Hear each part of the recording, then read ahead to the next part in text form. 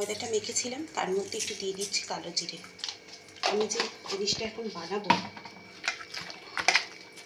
সেটা এই যে একটু কালো জিরে না দিলে একদম ভালো লাগবে না। ওই যে ও মেখে কিছুক্ষণ রেস্টে রেখে দেবো।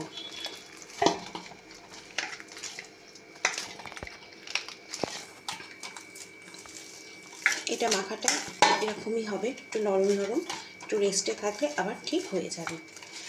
আর এদিকে আমি কড়াইতে তেল গরম করতে বসিয়ে দিয়েছি। এর মধ্যে দেব একটু আদা, একটু কাঁচা লঙ্কা,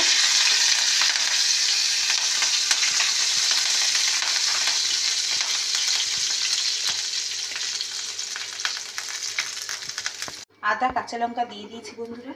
এবার দেব একটু নুন, আর দেব হচ্ছে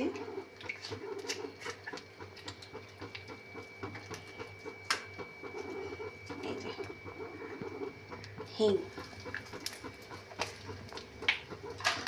আর দেব হচ্ছে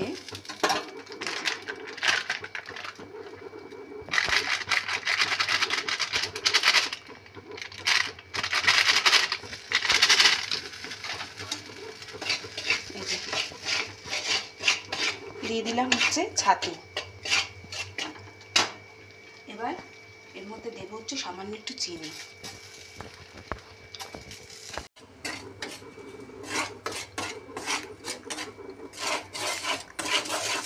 এবার এটা একদম পুরো ঝুড়ো ঝুড়ো হবে।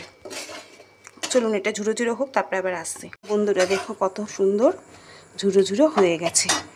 এবার কি করব, এর উপর থেকে একটু লেবুর রস আমি দিয়ে দিচ্ছি।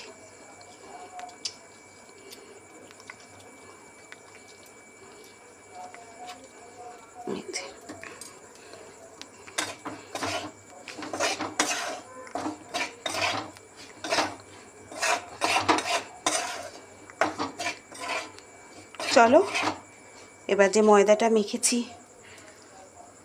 সেটার মধ্যে পুরগুলো এবার ভরি। চলো সাথে দেখো বন্ধুরা কি সুন্দর ঝুরঝুরে হয়ে গেছে। এই দেখো একটু ঠান্ডা করে নিয়ে আমি হাতে কি সুন্দর গুঁড়িয়ে নিয়েছি। এবার কি করব, এই যে এই লেচির মধ্যে দিয়ে দেব। এই দেখো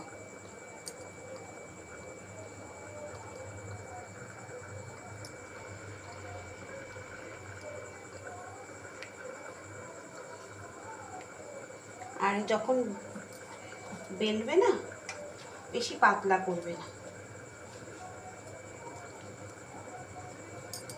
এই দেখো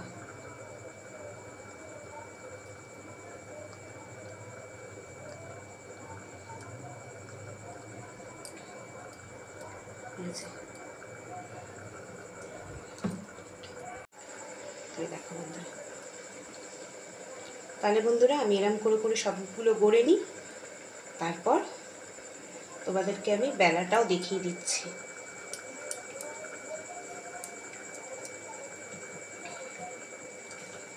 চলো আমি গড়ে নিই, তারপরে মানে পুরগুলো ভরে নিই। দেখো বন্ধুরা একদম কিন্তু আমি এই যে দেখছো আলতোভাবে করে করে বেলবে, বেশি চাপ দেবে না, তাহলে কি হবে, তাহলে সব বেরিয়ে যাবে। দেখো দেখতে পাচ্ছ সব জায়গায় কি সুন্দরভাবে হয়েছে। এবার আমি সোজা নিয়ে গিয়ে কী করবো, কড়াইয়ের তেলে ছেড়ে দেবো।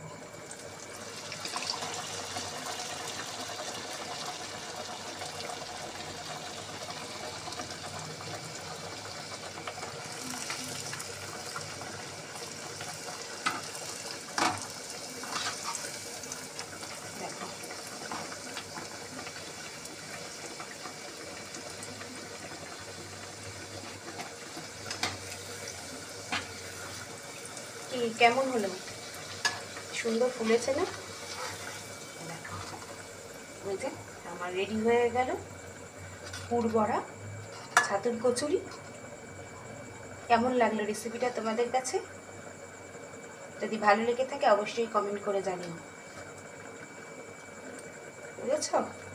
যদি ভালো লাগে তোমরাও আমার মতো এরকমভাবে বানিয়ে ট্রাই করতে পারো, ভালো লাগবে গো খেতে। চলো সবগুলো বানিয়ে নিই, চলো সাথে থাকো। দেখো বন্ধুরা কি সুন্দর হয়েছে না?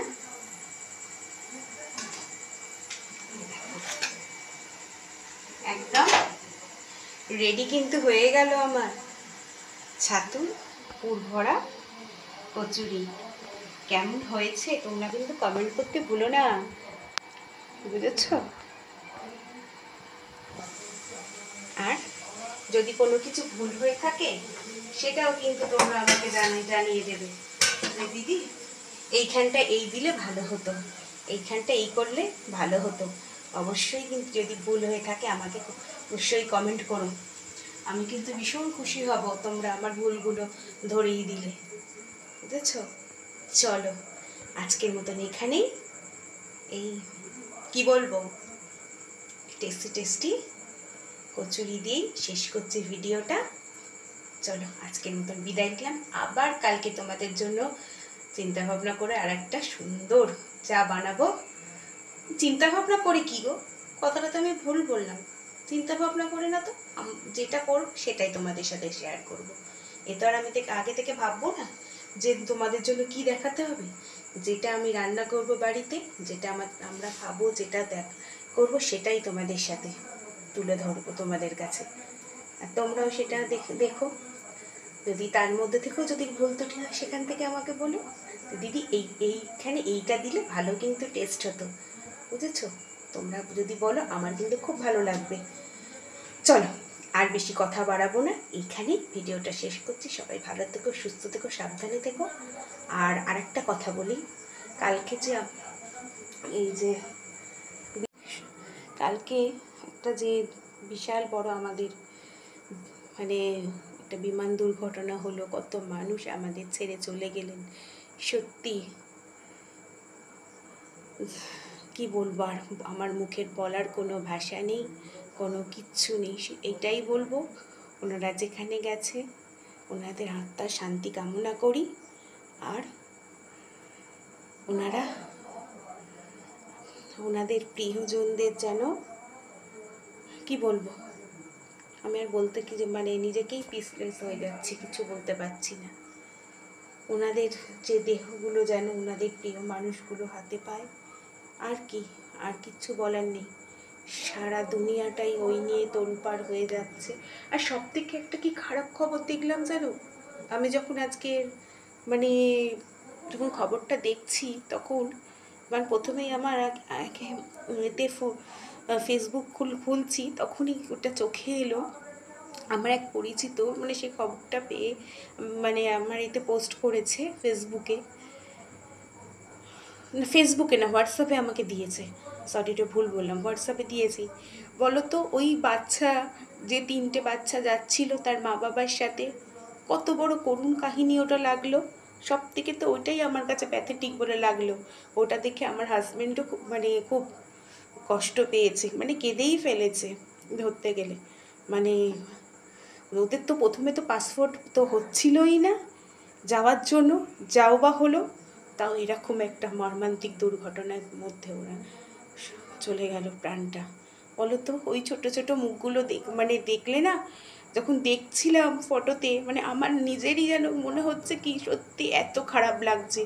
কত আশা নিয়ে যাচ্ছিল বলো, ওখানে স্কুলে ভর্তি হবে, ওখানে তারা থাকবে বাবার সাথে। এতদিন তো তারা বাবার সঙ্গ ছাড়াই ছিল, মার কাছেই তো ছিল বলো। সত্যি আর বলার কোনো ভাষা নেই, আমি আর কোনো কথা বলতে পারছি না। চলো টাটা।